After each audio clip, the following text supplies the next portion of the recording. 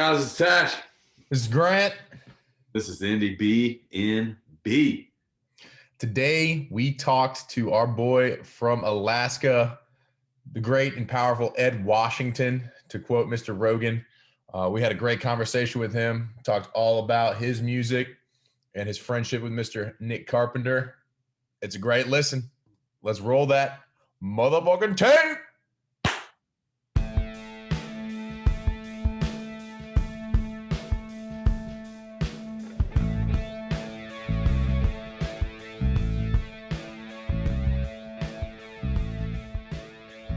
All right, welcome back to Indiebnb. We are joined today by Ed Washington, all the way from Alaska. What's going on, Ed? How's it going, man? We're doing great. Thanks for having me. Of course, we learned about your music through Nick Carpenter from Indiebnb, so we're expanding our horizons, musically and geographically. So Awesome. Oh, I see what you guys are doing there with the backgrounds. Oh yeah, you got the aurora behind you. That's right. How do you do that? Can I do that? Yeah, oh yeah, dude. You go on. You got to go on your view or your gallery view settings. Use your preferences if you're on a Mac, and then okay, and then hit your backgrounds and filters, and there you go. Okay. I won't fiddle with it, but I appreciate the Alaskan theme. Thank you guys. Yeah, this is a regular Thursday for you, isn't it? You just go outside and it's got the beautiful northern lights up there. Yep. And we ride on moose to work, high five bears, all of the things. That's what we're talking about. We live in igloos. I'm confirming all of the myths right now. That's what I figured. I always wondered that, and I was pretty sure that was accurate. But now that Ed Washington's confirmed it, it's over. Dude, so whenever I go to the States, I get the same questions every time. Oh, every time. Like, can you see Russia from your house? Like, yeah. Is it dark like all the time? And then like, is it? Oh. All of those questions. So we're gonna give you a question I'm sure you get every time. Why Alaska? I was born here, so I didn't really choose it. My parents came up. I guess my dad ended up moving with my aunt when he was younger, like 18. He moved up here, and then my mom, she moved here by way of like her dad being in the Air Force. A lot of people end up here for like military or some like industry like oil or stuff like that.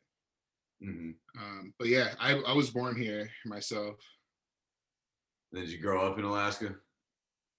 Yeah, I've been in Alaska 26 out of my 27 years. I lived in Virginia for my freshman year of college. Then I moved back here to finish my degree. So okay. Yeah, and I was wondering that because obviously I don't meet a lot of people from Alaska. We're in Atlanta, but with us being in the South, we hear a lot of soul music. Sort of the heart of the soul. But I feel like your sound is very soulful. And so where did that kind of come from? Thank you. I think I've just always been. I think growing up in Alaska, you always end up kind of looking outward, like out. You have to. You almost become a student of like the internet. So I would find a bunch of singers that I'd love, just from searching, and then thankfully I was surrounded by family that sang and stuff. So it was just a part of the tradition of the family. I grew up in the church, stuff like that. So I think it was kind of hard to run away from the, soulfulness. Yeah. So when did you start getting into music?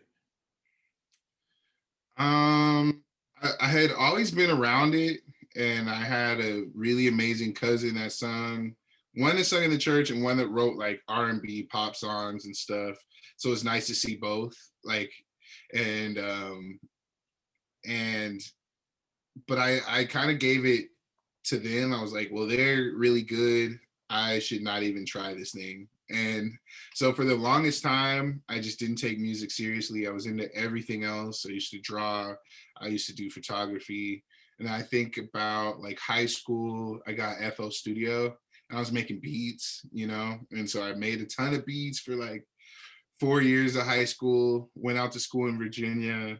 And then that's when I got introduced to some dope ass singers. I don't know if you know Masego, but okay, y'all should check him out.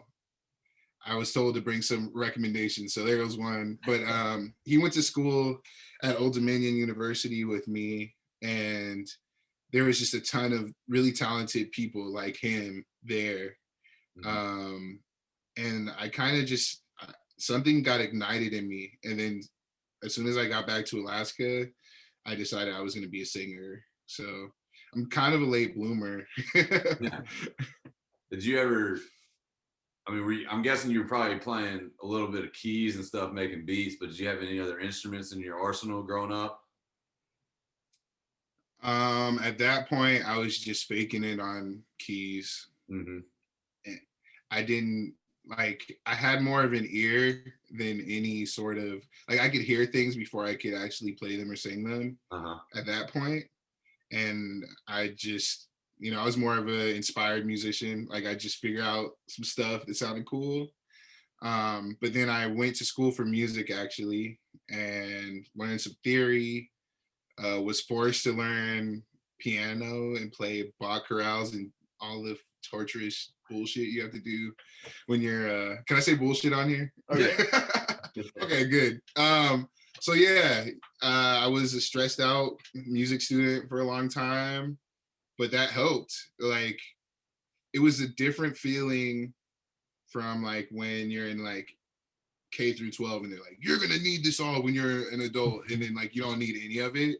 I've used most of the skills that I've learned in the music program. So are you recording?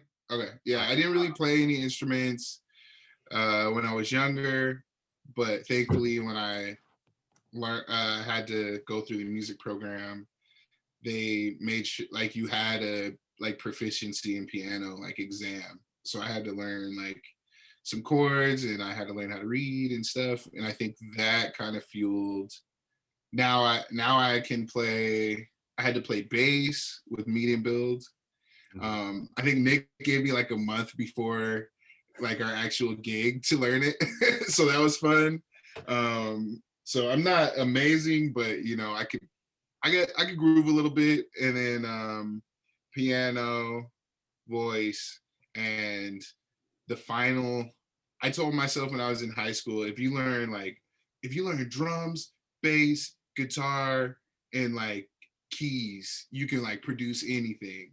And I think that's kind of true. So next on my list is drums. So I see the acoustic guitar behind you there. How's that coming along?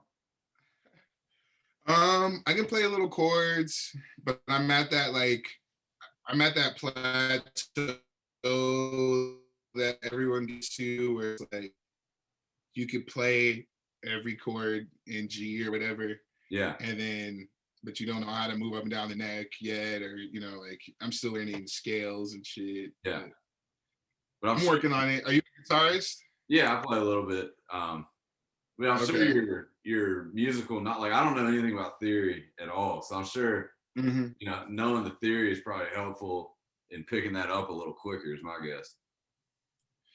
Yeah, and I feel like picking up instruments is kind of like learning a new language. I feel like each time it gets easier because you like start to learn like patterns and like little shortcuts. Sometimes it gets in the way because I'm like, if I'm thinking theory, I'm like, just show me every chord 1 through 7, and then I could just, I don't know, capo it or something, and then play it. But there's better ways to do shit. So. No, I mean, there's always better ways. Like I feel like keys I'm not a great piano player, but it makes sense to me because it's the same. You know, the D key is the D key the whole way up, and you know, it's a little more confusing. Yeah. Well, why is this one D? Yep. This one's not. Stuff like that. You know, what's you know, I read that you in an article you did. You know, you said that you see yourself more as a producer. Is that kind of because you just started off kind of making the beats, or is that just something that you're more drawn to? I think that's the part that I can kind of push out. I know some people that like are songwriters and they can just like push out a song in like 15 minutes. Or they can, you know, really get an idea on the page really quick. The thing I naturally can just push out is like a beat or some loops or, you know, something. Writing is a thing that I definitely have to sit with and that I've worked on the most. And I'm still working on. I feel like it's a lifelong. I feel like any artistic craft or whatever, like you can learn as much as you can forever. But the thing that I'm obsessed with is good writing and stuff. So it's hard when you hear like people like Frank Ocean or like Joni Mitchell, and then it's like, damn, this is how good things can be, and this is where I'm at. It's awesome. So who are some I guess I'll ask you one question first. Let's start with producers. Who are some producers that you're influenced by? I love Pharrell, of course. I love Timbaland. I love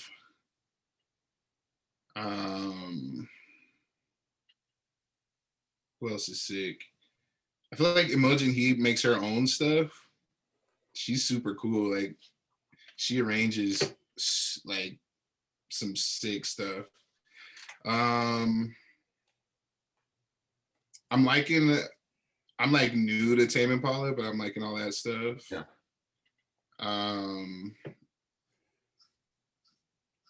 But yeah, those are and Darkchild. He's legendary. Darkchild, I don't know him. He's done like he did a lot of the Destiny Child stuff. He did some like did some Lady Gaga stuff. I don't know what he's doing now, but he spanned across like decades, which is super cool. Yeah. So, you know, bouncing off of that, who are some, you know, musical artists that are big influences on you in your, you know, in your craft of creating music? I'm a huge fan of Frank Ocean. I think he was the one that kind of steered my taste in a different way and like made me think about lyrics and more so than like a vibe or something. So I really love Frank Ocean. I mentioned Joni Mitchell earlier. I love her too. She's great. Stevie Wonder is amazing. Brandy is an amazing vocalist. Like I've learned anything about like vocal production and stuff from like her and Imogen Heap. They both are just like amazing vocal arrangers. Radiohead is sick. I love anything like that sounds weird or like psychedelic. Anything in that vein is like, so yeah. Oh, and Bjork. Bjork is the queen. I love her melodies. I love her like expression. Yes, you know, from listening to your music, you know, naming all those bands and artists, you know, I can kind of hear where it comes out, and you know, a lot of it's like I said at the beginning, a lot of that is sort of the soulful side of you. And I wrote down your song "You Don't Get Me High" is like a modern version of soul music, and I really loved it. It was just, you know, I could hear the kind of old school soul music, like what you think of from like the '60s and '70s, but it had this modern flair to it, and I loved how you kind of blended those together. Thanks, man. That's awesome. Yeah, I love the. Have you ever heard this R&B artist named Tank? I don't think I have. Either of y'all? Okay. Y'all should check him out. He's like definitely. He's an amazing just singer. He does all the falsetto stuff, and all the stuff I was doing. I was just trying to be Tank. He's amazing. Like I remember growing up, he was the vocalist I used to definitely like try to get like all my style from and stuff. And he's definitely a homage to a lot of those older soulful singers. He just sits. You don't see too many R&B singers just sitting behind a keyboard. And that's definitely him. Yeah, it's like I've heard. I can't remember who said it, but it's like I think it was Keith Richards from the Rolling Stones. He said, everyone's trying to be like someone else, and he said the key is to go back and find who was that guy, who's Tank trying to be like, and go try to be like. Yep. And it all come through. Exactly. Yep. And you can see the lineage. Like I feel like he's a throwback to like Brian McKnight and like what is his name? Joe. Joe is freaking Stutter. Insanely good. Oh my gosh. Yeah, you said Ruben stuttered? No, I said Stutter. That's what Joe's Stutter guy, right? Yeah. He's like amazing. So, and then it just keeps going back, to like older soul singers like Sam Cooke and Donny Hathaway. I love Donny Hathaway. He's so good. I love music because there's so much. It's overwhelming, actually. I want to learn about all styles. Like, I probably can't hear everything. I can't put my ears on everything, but I want to. I get stressed out daily. Like I'm like, I want to listen to everything all at once. My gosh, this, yeah, time to listen to it, and it's just like I feel like I'm missing out. But I think anyone who loves music gets that feeling that you can't hear it all. So you got to find what you love and branch off a little bit. Yeah, and I found the value in the fucking skip button, dude. Like I want to hear everything, but I also can tell if I'm not gonna dig it. Yeah. You can kind of tell, the first 30 seconds to a minute in, like you got it. You skip that shit like ASAP. I kind of, it's funny because like someone was talking about books and how people feel so much pressure to like, if you pick up a book, like if you start it, then you got to finish it. And that's why like people just throw it away altogether. But I don't know if I was watching this interview or something. This guy was just talking about reading because I want to read more. And he was like, well, you don't have to finish a book. You can read the first 5 pages, and if you don't like it, like just find another book that interests you. Like if you aren't sucked in by then. And I kind of apply that to music too, because I'm somebody that used to pride themselves in being able to listen to everything.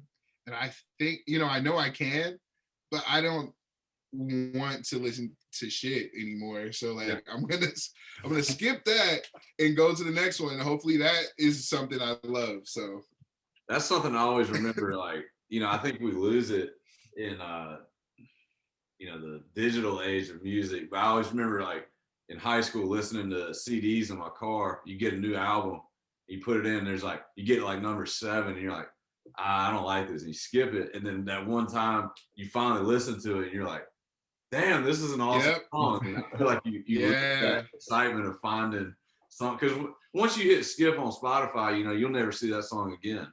It's gone forever. You'll never find it again. It's gone into the abyss. The algorithm is like a people pleaser. Exactly.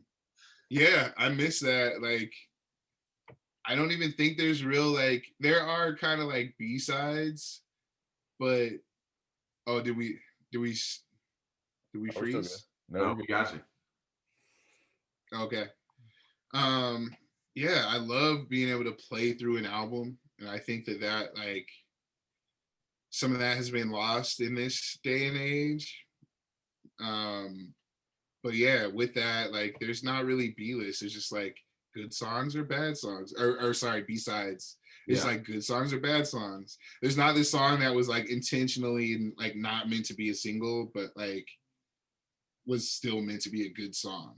You know, like it's like everything needs to be a single or something. Yeah.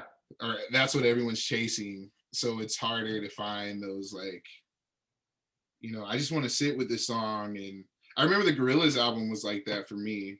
The first playthrough, I'm talking about Demon Days. Y'all remember that one? Yeah. Y'all listen to that? Okay, cool. There's a few that I dug, but then the more like ethereal or like, you know, the ones that kind of drove the story along, I wasn't kind of that into, especially because I was younger. Mm-hmm. And then as I got older, I was like, oh shit, these are dope too. And now I just love the entire album. And I think that's the beauty of a good album. Yeah, I remember I had I can't even remember what album it was, but there was the last song, I thought I'd like burned the CD wrong, but the last song 13 minutes long, and I was like, what the hell? And nice. After 4 minutes, it went blank. Well, you had to wait like 4 minutes, and there was like a hidden track that they put at the end of it. And I'm like, you lose that with Spotify and stuff like that. And having you know, you go to an artist page and they have, here's their top songs, and you'll just go and listen to those, and you'll miss out on those deep cuts. So I think that's something that's definitely been lost that I try to fight through, but like you said, it's easy just to hit skip. And dude, like, I was watching this artist, her name is Chica. She did this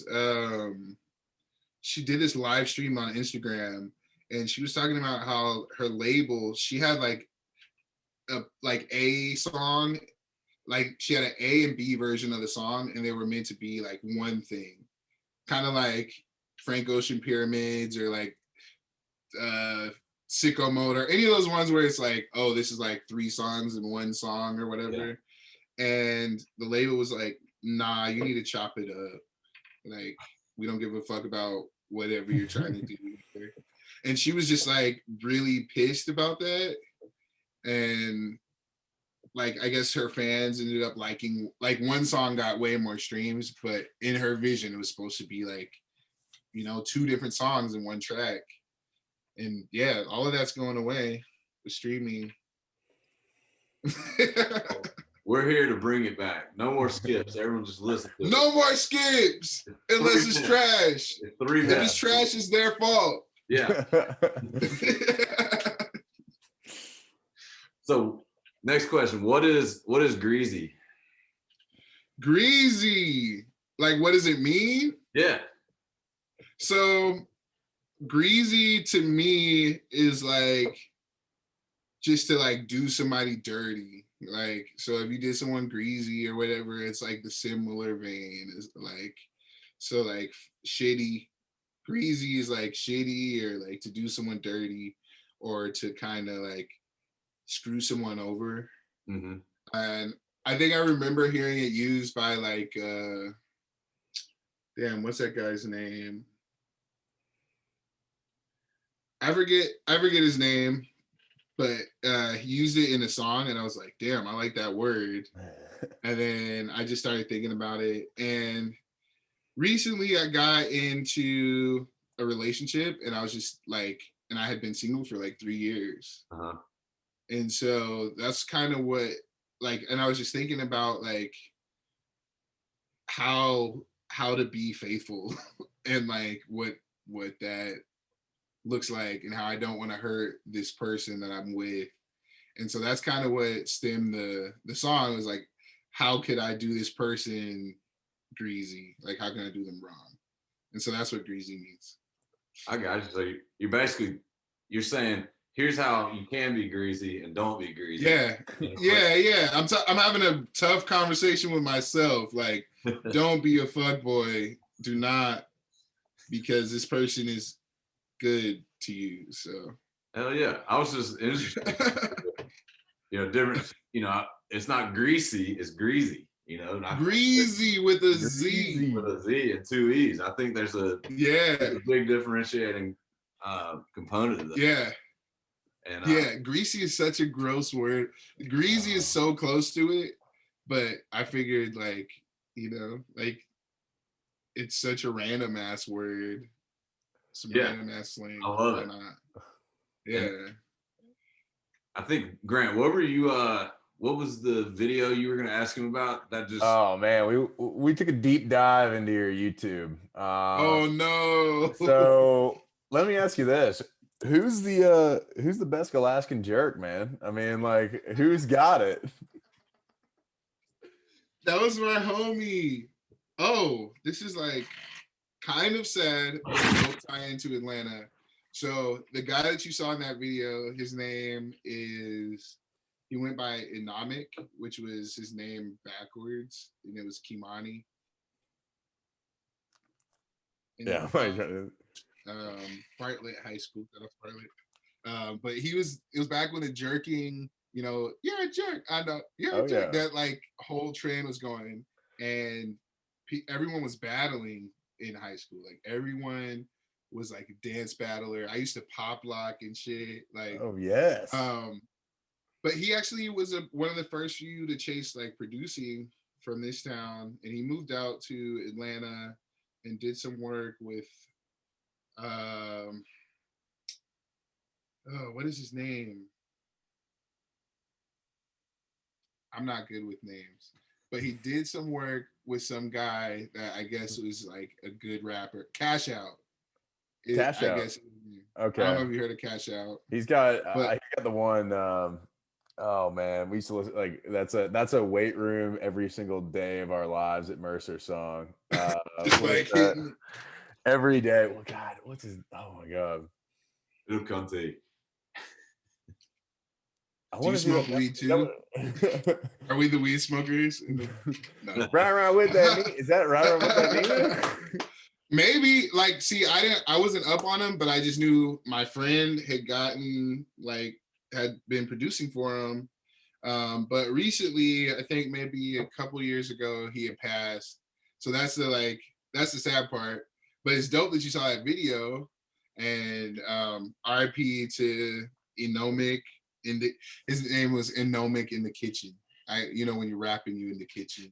Okay, you're cooking, man. So, but he's talented. He used to dance and do all that, and he ended up producing. So, hell yeah! So we've got awesome. The best jerker and best jerker in Alaska. Definitely, yeah. He definitely was. Yeah, I could never get into the jerk. My jerk always turned into the running man somehow. So like, it's just the reverse running man, isn't it? I know, but it's like I'm like I just can't. I don't know. My brain won't let me do it. But I'm a heck of a shuffler, but I cannot jerk. But like, so when you and I love the video of Give It Like You Used To. I mean, obviously you and Nick are together on that one. I love music videos. It's a theme on this whole thing. You cut out in that first part. I'm sorry. I love the Give It Like You Used To video that you got have on there. Thank you. I think that first of all, who did that, and was that you? Is that, I know you said you dabbled in a few things when you were younger, as far as like going everywhere but music. Is that something that you like went in and video edited, or like how'd you do that? So that was my good homie Alex Troutman that did that video, and he had some cool gear. He had that, like, you saw the like kaleidoscope effects and like the double exposure, and he had all these ideas about like cool sort of like more psychedelic effects that he could try out. And he was like, man, I want to do this video. And he just like went bananas and like got dancers, and like it was a whole cool thing. And then somehow I ended up on a bridge with my big ass winter coat. And I feel like a Boston, and yeah, it was fun. It was a fun, like, fresh experience because that's my first visual. And it's interesting learning all this artist stuff, like branding and trying to get visuals to match the music and all that. It's been a fun learning experience. Yeah, I mean, I know that you recently went ahead and went full steam into doing music full time. I heard that on your podcast. So like, I guess within that journey, like, what do you see visually for you? With this EP that you just released, and I know I'm sure you're working on some other stuff, but like, where do you see visually, music video wise, your future? I mean, I think I love the bridge look was, I mean, it's sick. But I also love, you're in behind the piano, and you could easily do something along those lines too. You have like such a great, wide picture to be able to, be creative in. What do you see yourself in with the music videos and everything kind of moving forward? I think as my music gets, like, I'm constantly learning about production and stuff, and I do every song I produced and I mixed. I think Give It Like You Used To had some mixing and mastering done by my friend PJ, but predominantly done by myself. So like, as I grow and learn, my music is going to grow and learn, or that it's going to be reflection of all the learning and growing that I'm doing. And so I think next, like, Greasy is on like SoundCloud right now, but I'm gonna like do some polishing up on that and then put it out on streaming. And I've got some remixes coming out, and I'm gonna do a lot more covers. Mm-hmm. And I'm actually planning on launching like a Patreon and do that thing. But as far as my visuals and just the overall sound, I want to go more psychedelic. I love that lane. I love that alternate R&B is getting more like trippy. Like, and I think I have Frank Ocean Blonde tatted on my arm, so like I'm a big fan. But like, that album was just a trip to me, and sonically, and the mix and everything was just so fucking immersive and beautiful, and it's definitely had an effect on me. So I definitely want to.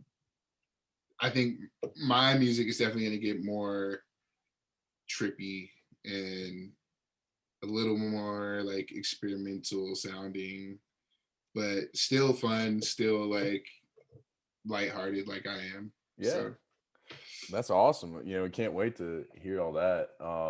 And I tell you what you're talking, our podcast with Danny Martin of Two Slices, kind of a funny. He's kind of in a, they're on a break with his band because one of the guys had a kid, but he's in the same kind of boat as far as kind of looking towards more of his roots in psychedelic rock and kind of getting in. So maybe we need to get you guys together. He's out of Charleston, but his name's Danny Martin. Okay. Slices, dude. So yeah, he's a heck of a guy, and I grew up with Danny him. Martin. Yeah, Danny Martin of Two Slices. But you do the covers and do things like that. What inspires you to like? How do you pick which ones you want to do? I know you did Hotline Bling, and then of course Pour It Up as well. Are those just songs you're like, what, that's a tight song, and I want to see how I sound on it, or was that pretty much the thought process? Damn, you're a legend, because you went like, that's some of those are throwbacks, like high school covers and stuff. But like, I think those were like formative years for me to just learn how to sing, learn how to vocal produce. Like, I was really trying to dissect how these people constructed their songs vocally. And there's something about being able to break a song down, whether you're on an instrument and you're learning it, or you're a vocalist and you're playing with plugins and shit. Like, I'm playing like down to the like, the actual treatment of the vocal. I try to like emulate and stuff. Depending on if I'm doing more of like a creative cover, I'm gonna put my own spin on it, But if I'm trying to like recreate like a classic song or something, it's nice to like try to go for that timbre or that vocal quality. And so it really, for me, doing a lot of the covers, especially when I was younger, was just to learn. And then it became like, oh, okay, I feel like I can do these pretty good. Like, you know, I started to get compliments from people like, oh, I like this better than the original song or whatever.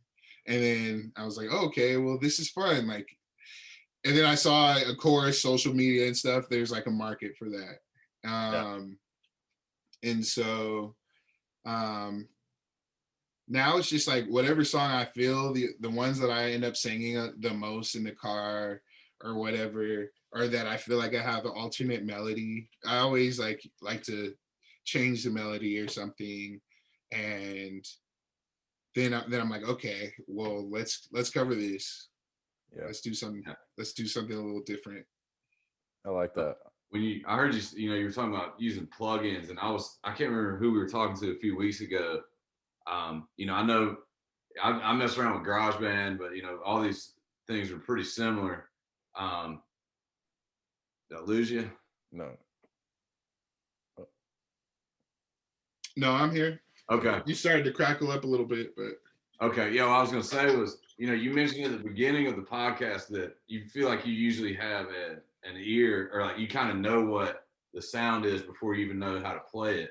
So what I was getting at is, you know, with all these plugins and all this stuff, you could sit there probably for the rest of your life, you know, tinkering and trying to get the sound. Yeah. Do you find, you know, with you knowing kind of what you hear in your head beforehand, does that help you kind of rein it in and get through the production period of that? Oh yeah, like it's crazy. Like we're sponges if we let ourselves be, and it does, like, it takes repetition, it takes showing up, and like a lot of stuff will just, you know, go in one ear and out the other. But if you continue to like show up, I watched so many Pensados Place fucking interviews and so many tutorials on like mixing and shit, but eventually, like, you can name the effects and what, you know, whatever people are using, you know, you can name the sort of sounds, and you can really express the quality of what's happening in a song. And I think that being able to have that level of analysis just informs your ear as an artist. And so when you're in the studio, like, I'm a huge proponent of know everything about whatever the fuck you're doing, even if you ultimately don't end up being the one doing it. And like, it's paid off so much to be able to speak engineer language if I'm just the vocalist, like tracking something, you know, and to, you know, in order to use, once you start using their language, I think they respect you a little bit more. You move from being this, okay, this is this person that just expects me to press a button and whatever, you know, they don't know shit, versus like, yo, you got my auto tune in the wrong key, like, let's fix that. And like, you know, like, maybe not so wet on these vocals, like, you know, and like, that is so empowering for an artist, even if you don't end up being an engineer or whatever, being able to speak the language. And that boils down to everything. Like, if you're going to be a singer, like, know how to know keys, know what you're transposing to, and know what the chords are for your song. Like, these things will help you so much. So it's helped me a lot. Yeah. Well, sounds like you're good at making. Sounds like you're great at making rapid fire decisions, which I think might lead us right into Pete Peterson's party pack of questions, and we'll see how good this guy's a segue king. I mean, what segue king here. Pete Peterson's party pack of questions, 20 questions right in a row. But first, shouts out to y'all's podcast, of course. The Look at Life podcast, Nick Carpenter and Ed Washington. They play each other in the podcast, actually. So they flip roles. And they love talking about farts. I tell you what, man, queefs and farts. And queefs. Yes, they're huge fans of queefs and farts. So I cannot recommend that enough for our listeners. But let's get into Pete Peterson's party pack of questions.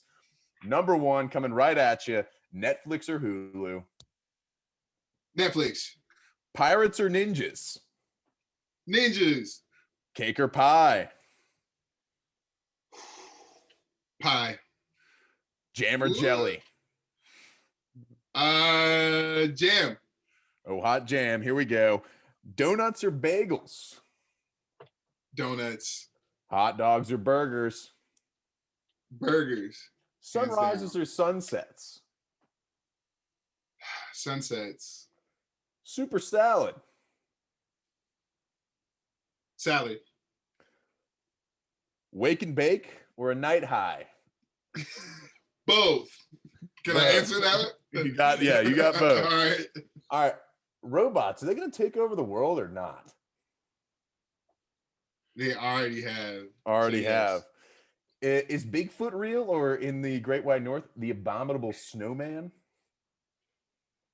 Maybe.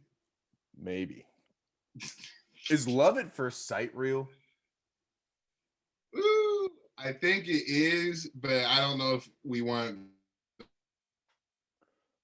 Oh, wait, hold on. You cut out. Just think about it. Hold on.